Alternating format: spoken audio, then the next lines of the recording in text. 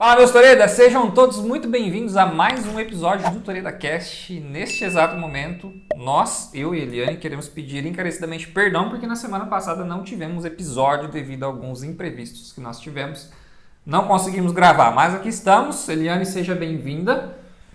Muito obrigado pela sua participação e hoje ela vai ter mais do que participação, porque hoje ela vai falar. Vocês vão conhecer quem é a Eliane Leifer. Uau!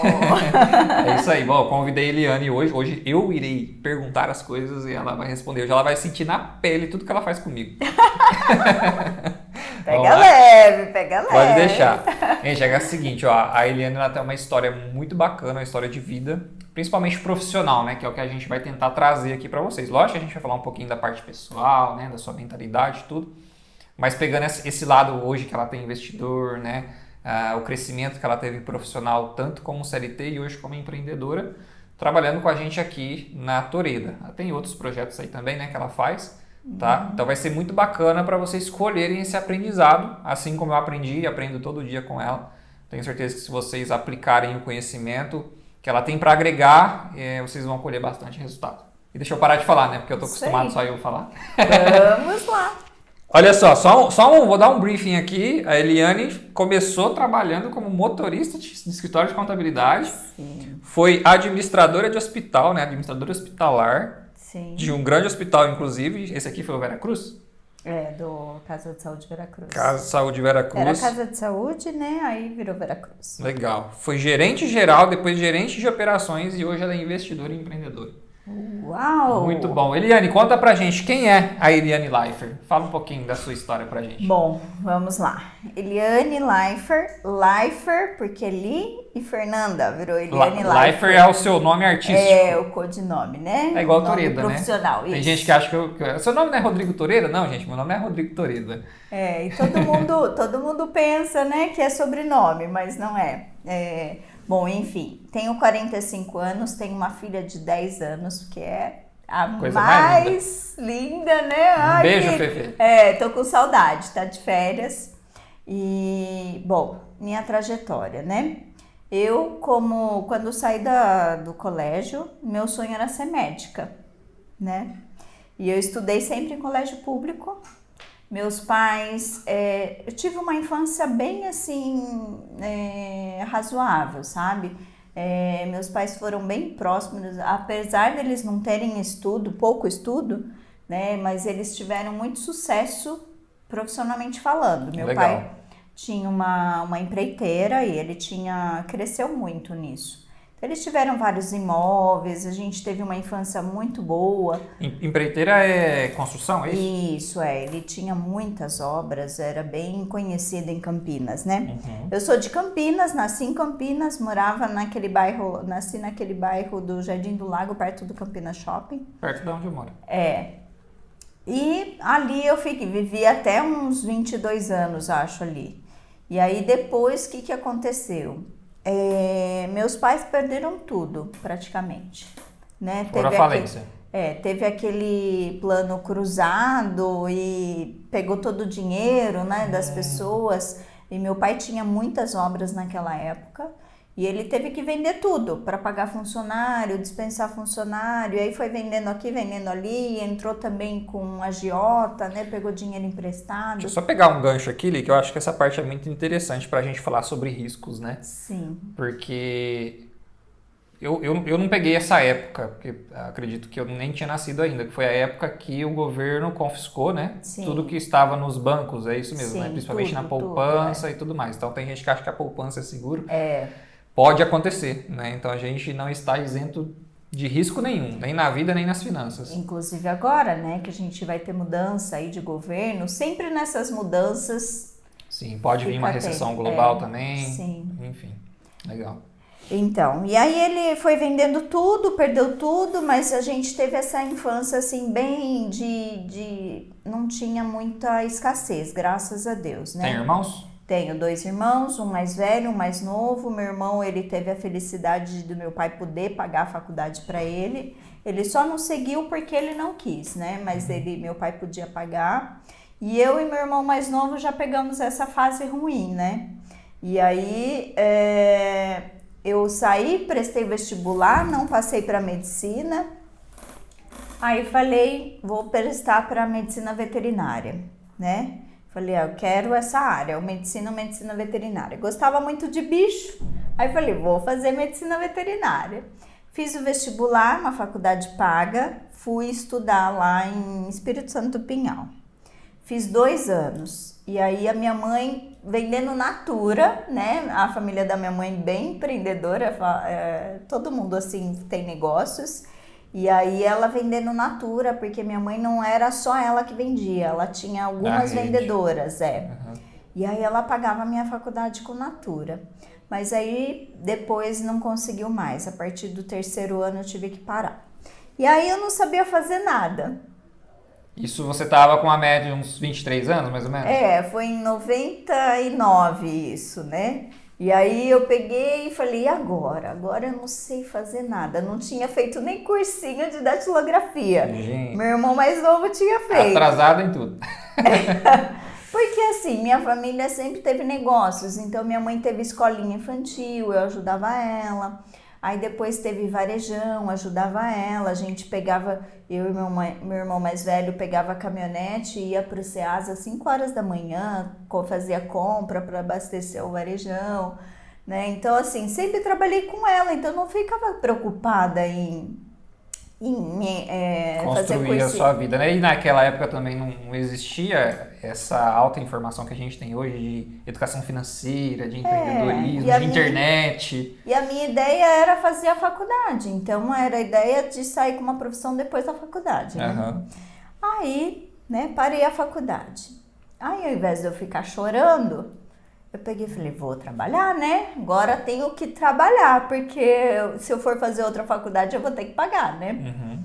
E aí, meu emprego foi, na verdade, procurava no jornal naquela época. Procurei no jornal e fui vender título de clube. Era aquele grupo J. Andrade, que tinha o Águas de São Pedro e Águas de Lindóia. Fui vender lá. Foi a minha primeira experiência com vendas. Gostei, que eu sentava na mesa com uma família, eu vendia. Aí era legal. Vai pra próxima. Só começando no bolso. Só que aí era muito, assim, difícil, porque a gente tinha que ir final de semana lá pra Águas de Lindóia, dependia de carona, né? Então era... Aí arrumei um outro emprego, né, freelancer, de vender aparelhinhos de massagem em garagem de ônibus. Nossa, gente, cada coisa. Que era o que tinha ali no jornal. Fui lá, levei meu currículo, era ali no Jaraguá, que ficava o escritório da empresa, e aí a gente ficava. Mas não era só em Campinas, não. Fui pro Rio de Janeiro, nossa, cada garagem de ônibus, e virava 36 horas. Vendia pra caramba, eu chegava a ganhar R$500, que era... Eu vou te mandar lá pra garagem de Campinas para vender sistema Torida. Era engraçado, porque assim, a gente ganhava muito dinheiro em uma noite, assim, né? Mas aí dependia do proprietário lá conseguir entrar nessas garagens, né? Uhum. Aí eu fiquei doente, numa dessas idas pro Rio de Janeiro, eu fiquei doente, nossa, com a garganta muito inflamada. Aí minha mãe falou, não, chega. E aí meu vizinho, que tem um escritório de contabilidade, ele sabia que eu dirigia bem, porque eu dirijo desde os 14 anos. Corre, gente, pensa, né? Dá medo, viu? É um pezinho chutado. Aí eu peguei, porque eu comecei a dirigir cedo, porque minha mãe fez uma cirurgia muito grande e tinha que levar o Fernando na escola, enfim, meu irmão, tinha que fazer as coisas. Aí ele sabia que eu dirigia bem, e aí ele me chamou. Ele tinha uma vaga lá, e ele falou, Eliane, só que assim, é vaga de motorista. Tem que fazer entrega de documentos. Naquela época, escritório de contabilidade, tudo tinha que levar documento, guia para pagar. Digital, né? Então eu chegava de manhã lá na área de protocolos, pegava aquele monte de envelope, botava numa caixa, já fazia meu roteiro ali e ficava o dia inteiro na rua. Era gostoso, eu gostava, sabe? Mas assim, aí eu chegava, quando eu voltava do escritório, né, voltava pra lá, sobrava um tempinho, o que eu fazia? Ficava na cola lá do pessoal sentado no computador. Não sabia ainda, nem catava milho, sabe? Mas eu ficava, e aí eu queria aprender o que eles estavam fazendo ali. Aí que começa, né? Então eu falo um pouquinho, quero passar para vocês essa ideia de superação. Mesmo que você não saiba, você pode. E é a proatividade, né? Você queria algo, sempre tá buscando algo novo. E aí eu não sabia, sabe? Não sabia se eu ia ter uma vaga ali ou não. Eu não pensava nisso, mas eu queria aprender. Aí eu ficava ali na cola. Então eu voltava correndo pro escritório para poder sentar ali no lado de alguém e aprender alguma coisa. Aí a sócia do proprietário, né? Surgiu uma vaga na contabilidade e aí ela me convidou. Ela me puxou para dentro, aí uma outra pessoa foi assumir o meu cargo de motorista. Apesar de eu gostar muito, porque falava com muita gente, cada hora estava num lugar. Mas aí foi onde eu comecei a aprender. E foi fundamental depois para todos os cargos que eu assumi. Porque conhecer contabilidade, né? Depois eu conheci tudo, balanço, balancete, eu fazia isso. E aí entrei na faculdade. Eu ganhava um salário mínimo no escritório e pagava um salário mínimo de faculdade. Aí você fez faculdade de? Administração de empresas com ênfase hospitalar. Ah, entendi. Porque você sempre gostou dessa área de saúde. Isso, queria estar na área da saúde. Né? Porque eu falo que eu gosto de gente, gosto de cuidar, então fazia muito sentido, né? Fiz administração hospitalar. Aí tava eu lá na faculdade, primeiro ano, surgiu uma vaga de estágio, participar de um processo seletivo para estágio. No Hospital Estadual Sumaré, né? Era na outra cidade, mas tudo bem. Vizinho nosso aqui. E aí, eu sei que a minha sala inteira participou e mais um monte de outras pessoas. Sei que no processo tinha mais de 30. E aí eu fui, participei, tudo, né? E acreditando que uma coisa eu sempre tive, fé.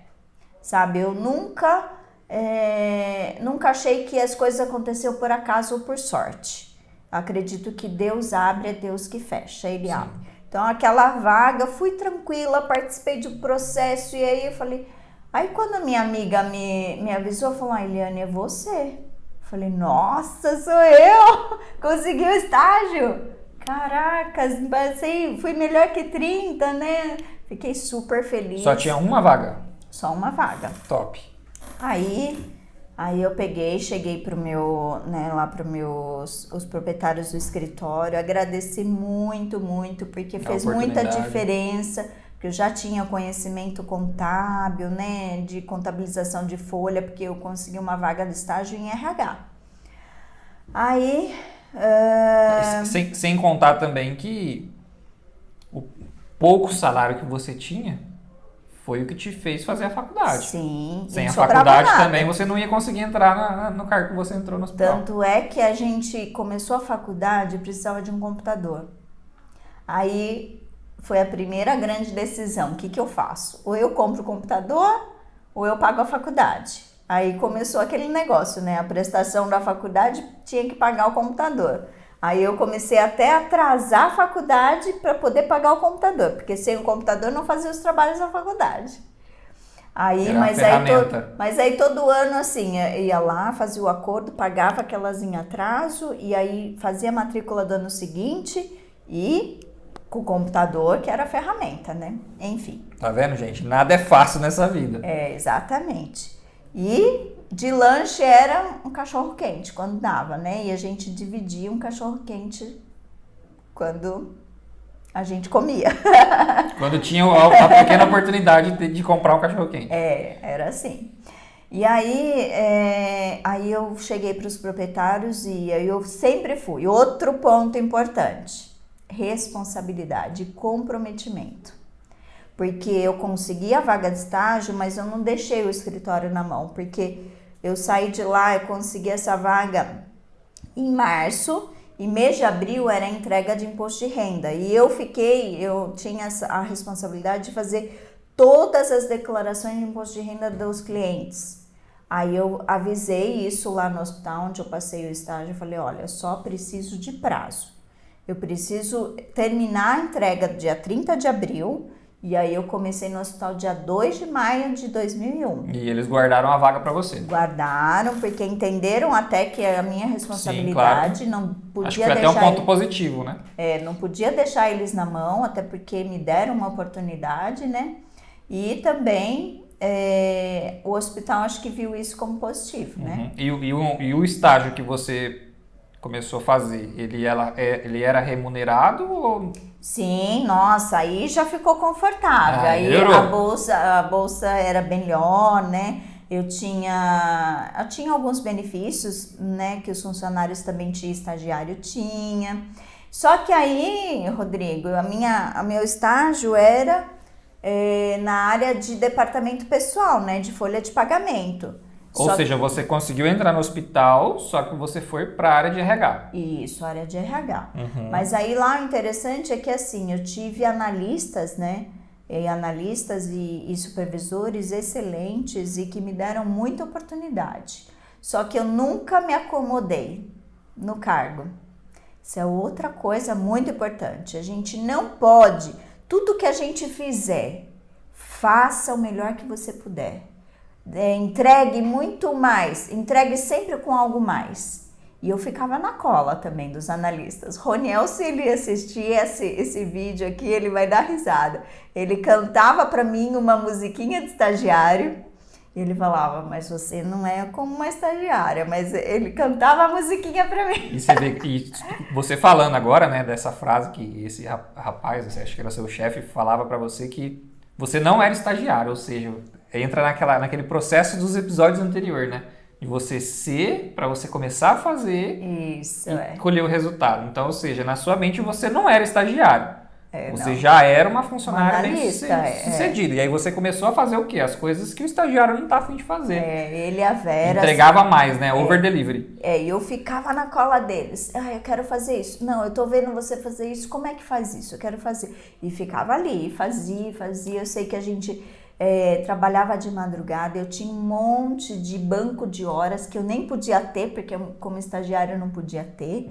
Tanto é que depois eu falei para minha chefe, a Maria do Carmo Eleutério, eu falei, nem se preocupa, mas aí quando eu fui efetivada, ela me pagou, sabe? Deu um jeito de pagar uma bonificação por essas horas.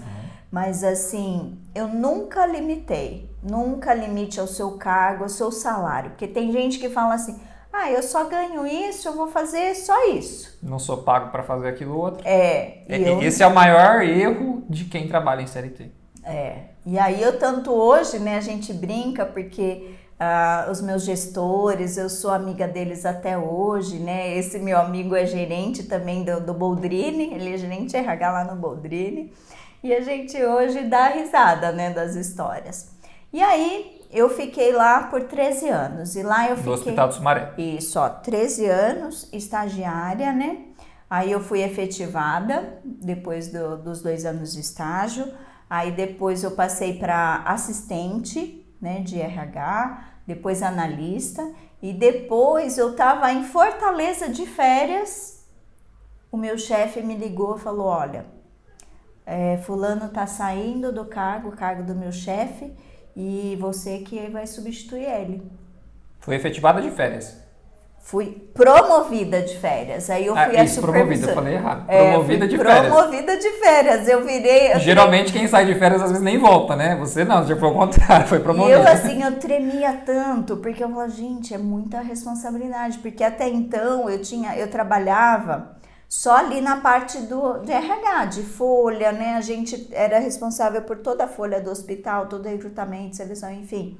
E a nossa fundação, ela tinha ainda compras, parte toda de logística, parte financeira, respondia também a Tribunal de Contas, a todas as fiscalizações, né? Então, assim, era muita coisa. Só que aí que vem, a gente precisa estar preparado para a oportunidade. Sim. Mesmo eu sendo de RH, ali de RH, sobrava um tempinho, eu ficava lá no compras. Aí eu ia lá no almoxarifado. Aí eu também me ofereci e fazia prestação de contas financeira, sabe? Então eu nunca me acomodei. Nós não podemos nos acomodar. Porque a oportunidade vai bater na sua porta. A oportunidade ela é lançada no mundo, né? Só que você precisa estar Se preparado você não estiver para ela. preparado, a oportunidade ela não vai ficar, ela não vai passar e morrer sem ninguém. Alguém vai aproveitar ela. Então aí por lá eu fiquei 13 anos, nossa, fiz muitas amizades, muitas coisas, foi uma escola, um hospital referência, ele sempre foi eleito os 10 melhores do Brasil. Lá era a Unicamp, em Sumaré? É, a Unicamp continua sendo, né, um convênio da secretaria, entre os 10 melhores do Brasil. Certificação, foi o primeiro a ter certificação internacional de qualidade. Caramba. Então, assim, foi uma escola, aprendi muito. E gestores, hoje o nosso gestor, o diretor executivo do hospital, que tinha essa visão, falou que tudo vai de visão. Aonde ele era um hospital público, mas ele já enxergava como o melhor hospital público, o primeiro com certificação, porque não era que não é porque era público que tinha que ser ruim. E ele hoje, tanto é que o Dr. Lars Zambon é o secretário de saúde hoje daqui de Campinas, né? Por causa da visão, um médico visionário, com visão de gestão. E aí foi uma escola. Aí a Fernanda eu engravidei, e aí eu tive a Fernanda, e depois que eu voltei, muitas coisas mudaram, né? Na fundação e no hospital. E aí, depois de 6 meses, eu fui desligada. Com muita surpresa, né? Mas é como eu falo, nada é por acaso, né? Porque Deus, ele abre e Deus fecha. E hoje eu entendo que era para eu poder ficar mais perto da minha filha. Porque imagina, trabalhando lá em Sumaré, ela era bebezinha, depois eu tive que botar ela na escola. Então, foi toda uma movimentação de Deus, né? Eu acredito, para eu poder entrar na casa de saúde. Porque a casa de saúde facilitava a minha vida, né? Uhum. Porque mais perto, eu coloquei a Fernanda em escola ali perto, então tudo ficou mais fácil. Aí foi casa de saúde aqui de Campinas. Isso. Aí pelo meu currículo, né, pela minha bagagem, tudo, pelo meu histórico profissional, não mandei currículo para lá, mas a rede de networking, então sempre ande corretamente, sempre faça o certo, custe o que custar, faça o certo, porque o seu nome vale muito. Então, quando a gente fala em networking, eles vão te falar, vão te recomendar, se puder te recomendar. Sim, eu lembro quando eu trabalhei na primeira empresa que eu trabalhei, eu conheci um rapaz que chamava Maurício, e eu na época ainda eu tinha 18 anos, né? Comecei lá com 16, fui patrulheiro, algumas cidades aí menor aprendiz, né? Fiquei até os 18, fui efetivado, fiquei até os 20, e dos meus 18 aos 20 eu fiz a faculdade de logística. E eu sempre encontrava o Maurício porque o Maurício saiu da empresa que eu estava, entrou em uma outra que era na mesma rua. Então a gente sempre se encontrava. Ele, cara, já terminou a faculdade? Já terminou a faculdade? Porque ele já estava de olho em mim, porque ele sabia que eu trabalhava bem, que eu era esforçado. Terminei a faculdade em dezembro e em janeiro eu comecei a trabalhar na empresa que ele me convidou. Não entreguei currículo, foi ele que me chamou para ganhar mais, ter mais oportunidade. E aí depois eu fiquei 6 anos nessa empresa. Então assim, é muito importante isso, porque se você for der mancada, der motivos, alguém vai ter. Eu, sinceramente, eu indico somente quem eu confio. Eu faço Com certeza. Porque a gente recebe muito pedido de indicação, mas a gente tem que tomar cuidado também com quem a gente indica, né? Porque é o nosso nome que tá ali, né? Com certeza. E aí eu cheguei na casa de saúde e aí meu sonho como administradora hospitalar era trabalhar num hospital privado, né? Porque a gente trabalhava, não que era ruim, não era ruim lá no Hospital Estadual Sumaré, mas era restrito a verba, né? Porque era a verba que vinha da secretaria, E a gente tinha um orçamento, mas funcionava redondinho, a gente trabalhava bem direitinho. Por isso eu falo, o público, se o gestor quiser trabalhar direito e fazer acontecer, consegue. Porque verba tem, é pouca, mas dá para fazer. É má administração às vezes e às vezes até desvio, Na maioria das vezes é má administração, né? E aí cheguei na casa de saúde, nossa, um sonho, né? Trabalhar no hospital privado, mas aí, só que não, foi um desafio muito grande. Porque aí eu cheguei lá, né, fui contratada como administradora hospitalar lá, pelo meu currículo, pela minha bagagem e tal. E fui para colocar, assim, levar normas, rotinas, procedimentos, todo meu conhecimento de um hospital de qualidade, né? E aí chego lá e me deparo com um hospital com 45 milhões de dívida. Nossa. Então, foi um grande desafio, aprendi muito também. Trabalhei com pessoas incríveis, fiz muitas amizades, fiquei lá por 7 anos e assim, eu falo que Deus me colocou lá não era para apagar a luz e nem fechar a porta. Eu falava isso para os meus gerentes, né? Então eu tinha uma equipe muito forte, uma equipe que vestia a camisa, uma equipe que eu falava, gente, a gente vai conseguir. E eles acreditavam também que a gente ia conseguir. Então tinha dias que a gente contava as moedinhas, a Gislaine também vai assistir esse vídeo e ela vai dar risada disso. Mas a gente contava as moedinhas para falar, Eliane, amanhã tem que comprar o pão para os pacientes. E a gente conseguia, sabe? Havia um dinheiro dali, um dinheiro daqui e a gente sempre conseguia. E aí a gente foi em busca de alternativas. Então os presidentes, né, acatavam muito o que a gente falava também. E aí nós fomos atrás de parceiros que assumissem a Casa de Saúde como parceiro. E aí fomos atrás da Unimed. Foi feito toda uma auditoria, né, que a gente chama de due diligence, feita pela Unimed, tudo. E aí passamos em tudo, assim, foi tudo, era viável, né, eles assumirem a Casa de Saúde. Mas por questões de diretoria, de conselho, eles retrocederam. E aí o Veracruz tinha interesse, só que tinha que esperar a due diligence da Unimed. Como a Unimed, né, não assumiu naquele momento, aí o Veracruz veio e fez toda a auditoria também. Outra due diligence, e com auditorias assim internacionais, E eu tinha, né, uma sala grande, espaçosa, com uma mesa de reunião, e ali ficava o pessoal da auditoria e só me pedindo coisas, e eu só entregando, e só entregando relatórios e mais relatórios, tudo muito transparente. Nunca fale sempre a verdade. Esse também é um ponto-chave. Por pior que seja o cenário, fale a verdade, né? Então eu mostrava todos os números, mas eu acreditava muito na viabilidade do hospital. Porque, gente, o hospital, assim, se bem administrado e com recurso, ele dava para virar todo o cenário, né?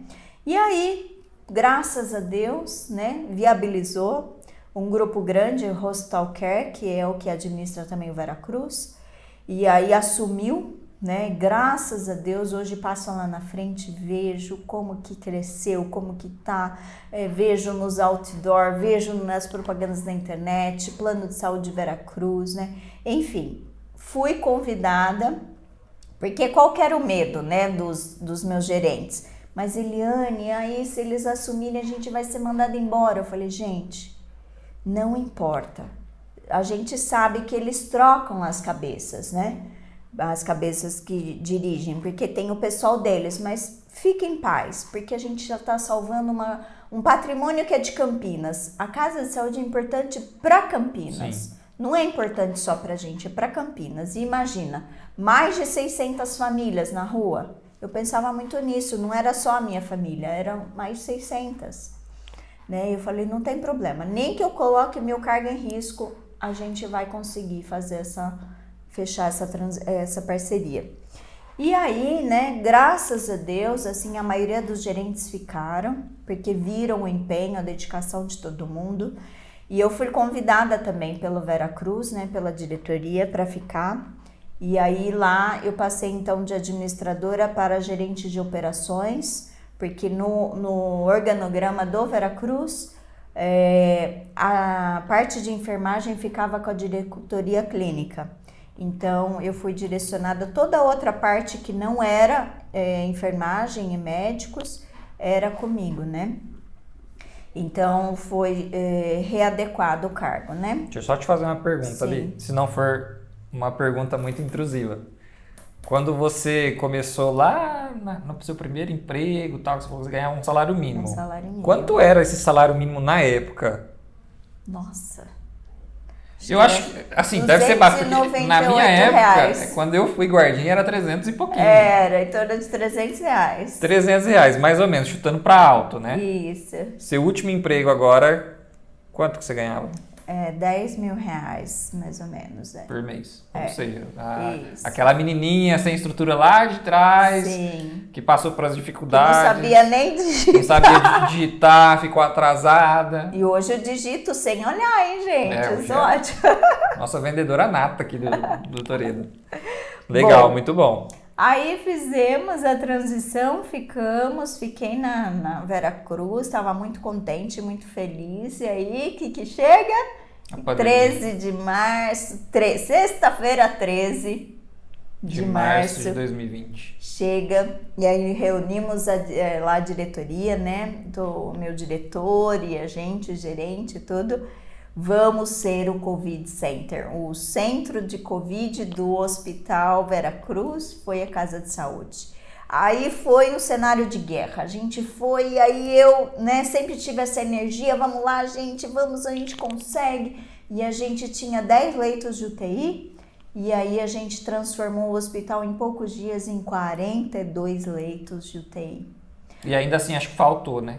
Aqui em Campinas, e aí pelo menos, eu lembro transformamos e a gente estava em reforma, a Casa de Saúde estava em pleno vapor, e enfim, a gente, sei que a gente transformou e fechou as áreas e contratou pessoas, né? Teve que fazer um recrutamento em massa, cenário de guerra. Eu entrava assim lá nos corredores e via aquele pessoal que parecia aqueles filmes de ficção, com aquele, né, tudo encapuzado. macacão.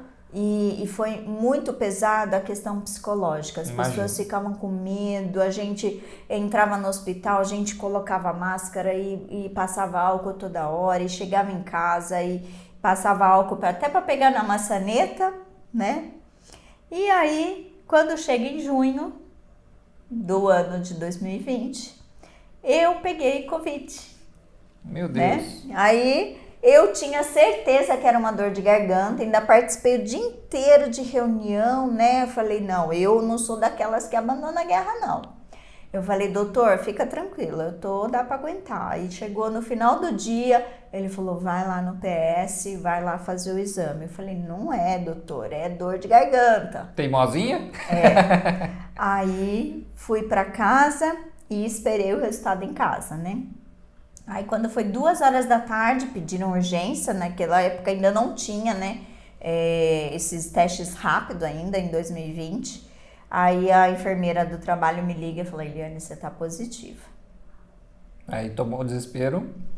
Aí eu comecei a chorar, e aí eu já achei, né, porque no começo os pacientes entravam andando, falando, e aí no outro dia já estava entubado e de bruço, porque eu, gente, com 20 anos na área hospitalar, eu nunca vi um cenário desse, porque eu entrava direto em UTI. E assim, é um ou outro paciente que fica no respirador, não são todos. E no Covid não, eram todos pacientes de Covid e ainda de bruço, né? Porque tinha que ficar daquela maneira. Então era assim, meio bem impressionante. Então naquela hora que eu recebi a ligação, eu já imaginei que eu estaria lá dentro da UTI depois no dia seguinte, né? Mas graças a Deus não. Foi um momento assim, de reflexão, sabe, Rodrigo? Tudo na vida tem um preço, né?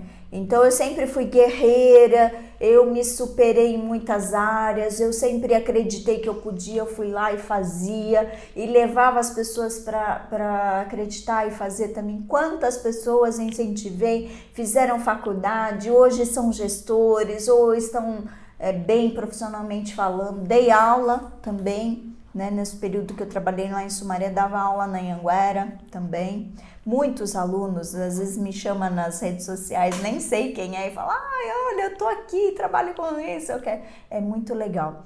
Mas tinha uma grande coisa na minha vida, eu me dedico muito ao trabalho, eu sou muito intensa. E aí eu deixei um pouquinho a desejar, por exemplo, com a minha filha. E a Fernanda ficava para lá e para cá. Pra lá e pra cá. Eu não vi ela, assim, andar direito, eu não vi ela falar direito. Era sempre correndo pra lá e pra cá com ela, deixando na escola, levando, e nas horas que eu ia almoçar, sabe?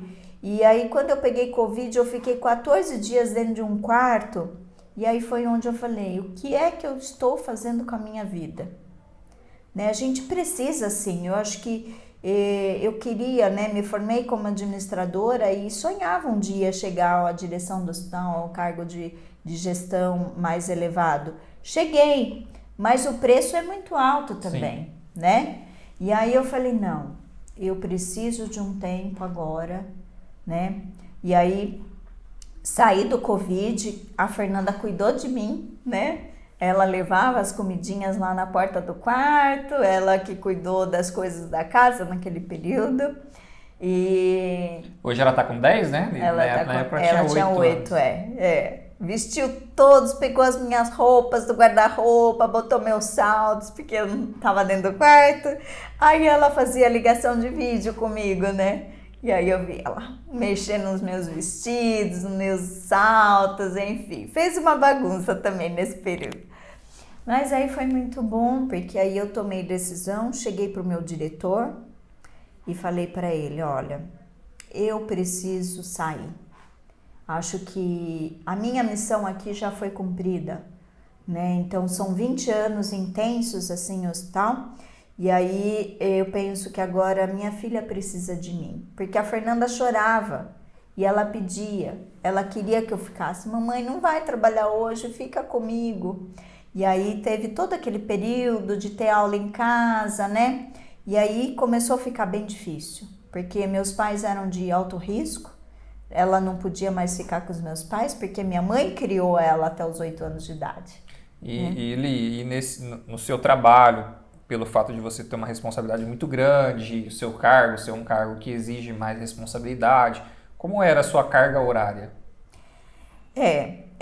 Isso é uma grande questão quando você tem um cargo de gestão. Você não precisa passar o dedinho lá e registrar ponto, não precisa. Mas você tem a obrigação o compromisso com aquilo, né? Então eu entrava, tinha uma certa flexibilidade, entrava 9 horas, por exemplo, chegava lá, né? Apesar que a Fernanda na escola, deixava ela na escola, já ia para lá. 7h30 eu estava no hospital, mas se eu quisesse chegar às 9 eu poderia também.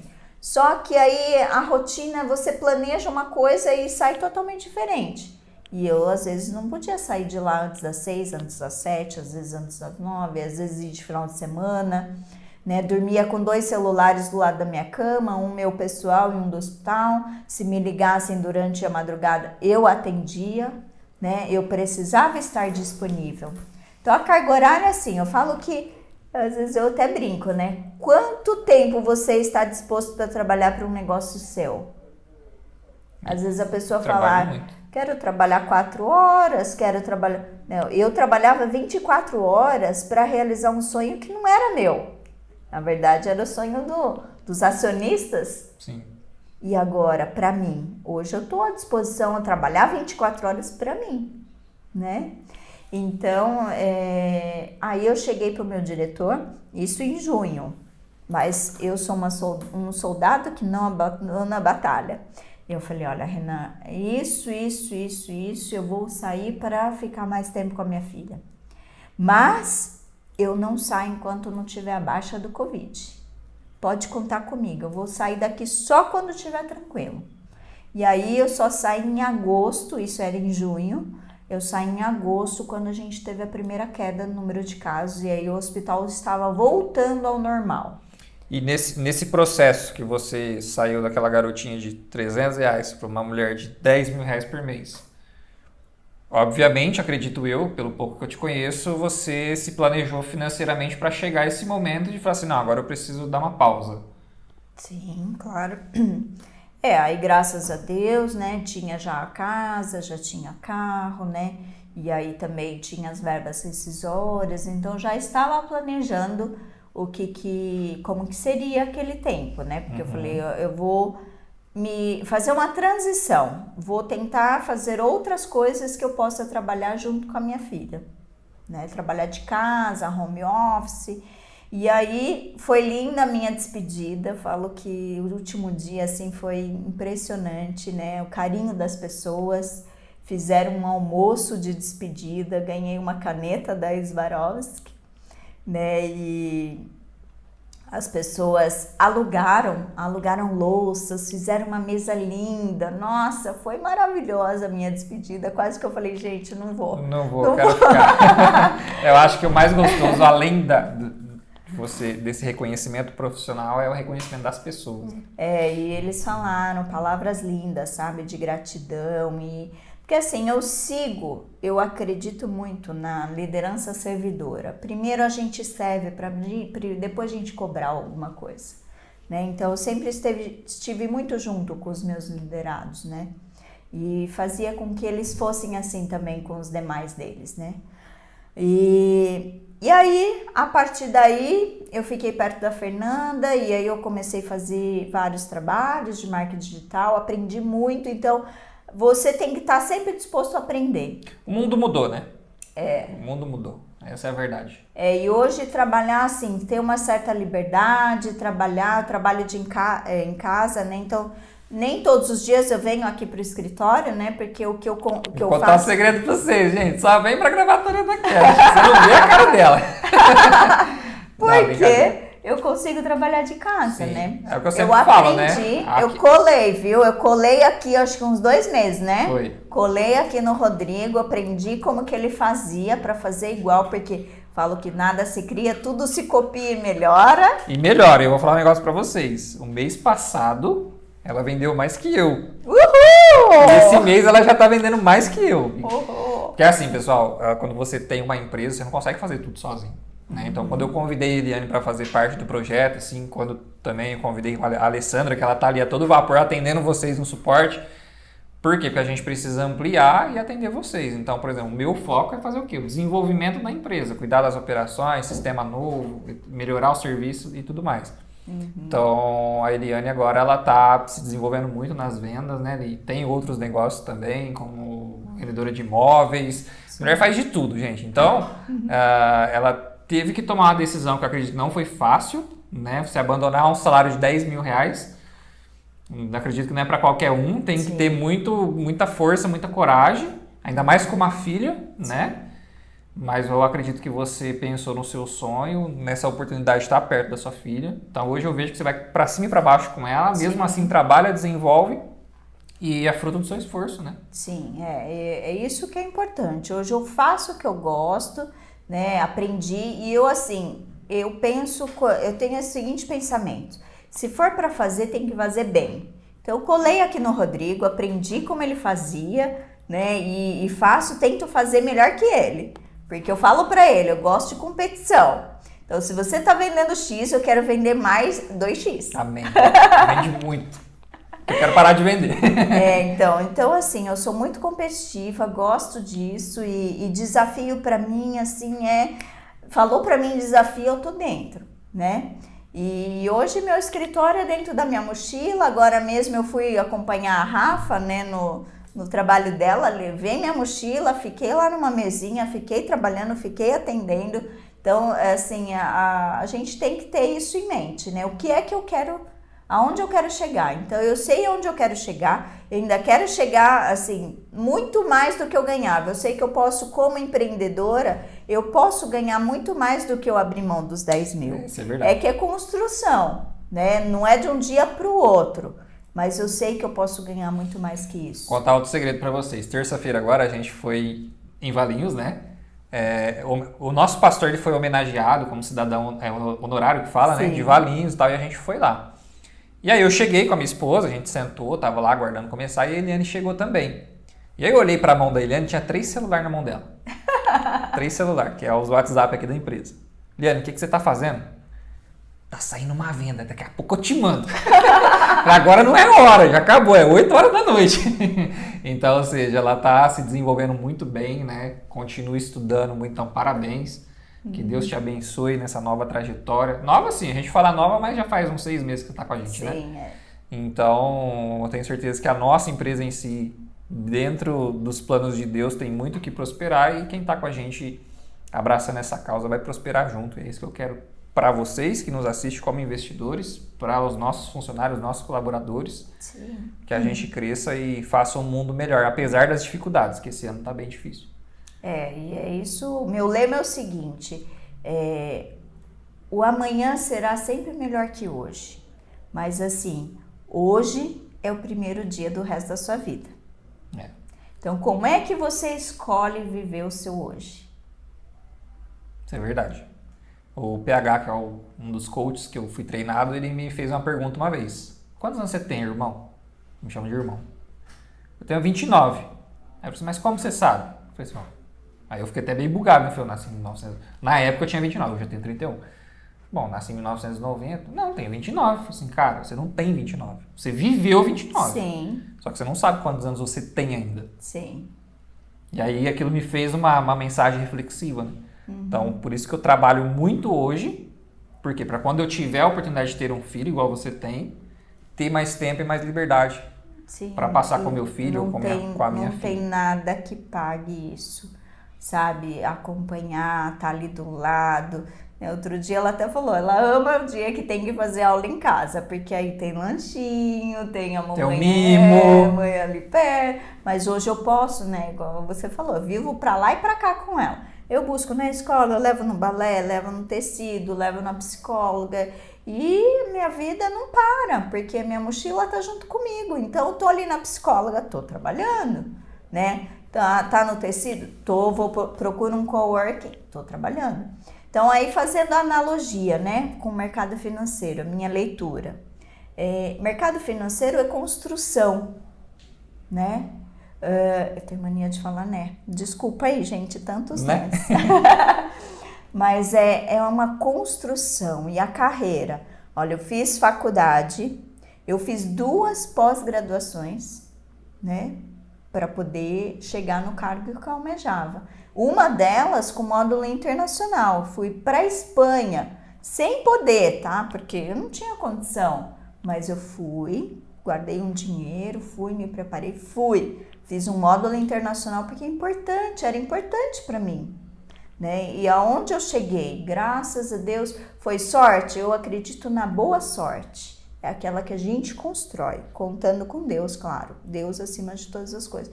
Mas o mercado financeiro é assim também. Eu não saí da faculdade como estagiária já com salário de 10 mil. Foi uma construção. Sim. Exatamente. Quantos anos eu levei? 2 anos para ser efetivada, depois alguns anos como assistente, depois como analista, depois supervisora, depois administradora. Então, o mercado financeiro também é assim. Não espere que você vai colocar o dinheiro hoje e amanhã você já está milionário. E esteja preparado para os momentos ruins. Esse ano eu aprendi tanta coisa, assim...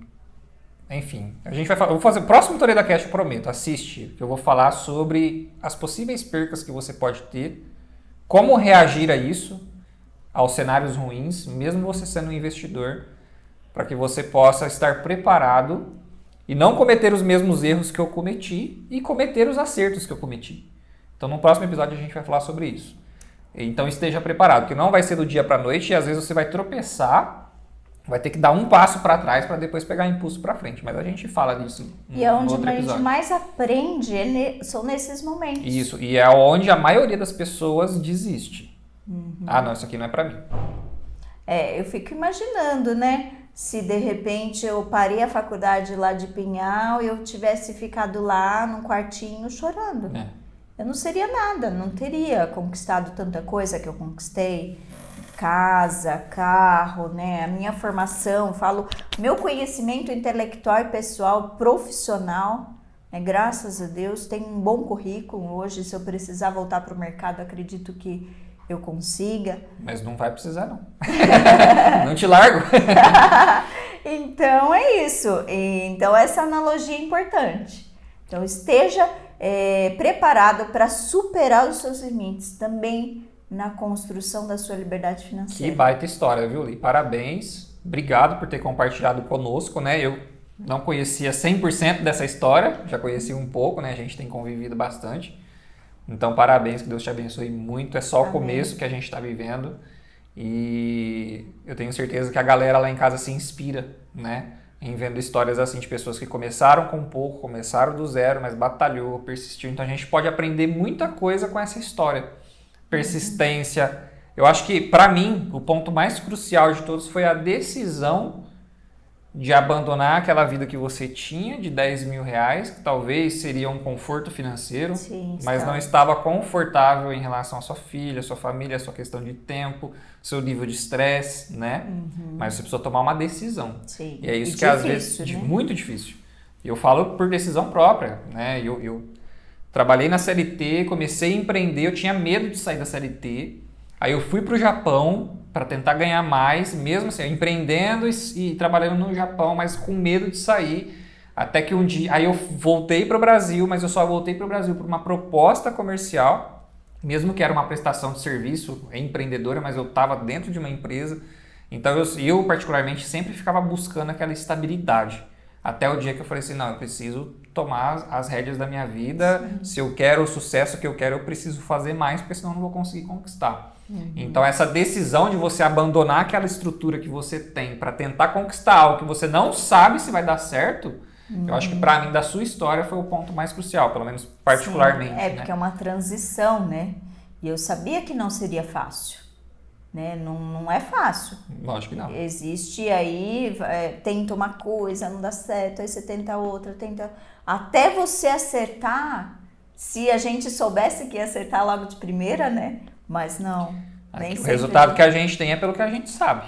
Exatamente. O que a gente quer conquistar, a gente Mas não conquistou ainda. Uma coisa eu sei, que se já não deu certo, vai dar certo. Uma hora vai dar certo. É o que eu sempre falo, a frase que eu sempre falo, né? Já deu certo. Já deu certo. E até porque nós somos tudo aquilo que as escrituras dizem que somos e podemos tudo aquilo que as escrituras dizem que podemos. É isso. Então nós já somos milionários na nossa mente. Vamos chegar lá. Já tá logo ali, ó, tá bem pertinho. É isso aí. Li, obrigado, tá? Tem mais alguma coisa para falar? Eu que agradeço. É isso aí, gente. Obrigado. Não esquece de se inscrever no canal. Tem muito conteúdo aqui para vocês. Se você está chegando agora, assiste todos os episódios do Torida Cast. A gente fala sobre investimento, a gente fala sobre crescimento pessoal, crescimento financeiro, como que faz para você ganhar mais dinheiro, para você se tornar um investidor, quais os cuidados que você tem que ter para você não errar, né? Então, assiste se você não assistiu ainda. Ah, Rodrigo, não tenho tempo. Cara, se você fica dando desculpa que não tem tempo, você não vai conseguir crescer na vida. Dica, põe na velocidade do 2x lá, ó, que você assiste rapidinho. Verdade, economiza metade do tempo. E como a gente fala devagarzinho, dá pra colocar na velocidade 2 e entender bem. Tá bom? É isso. Um beijo no coração, fiquem todos com Deus e nos vemos no próximo episódio.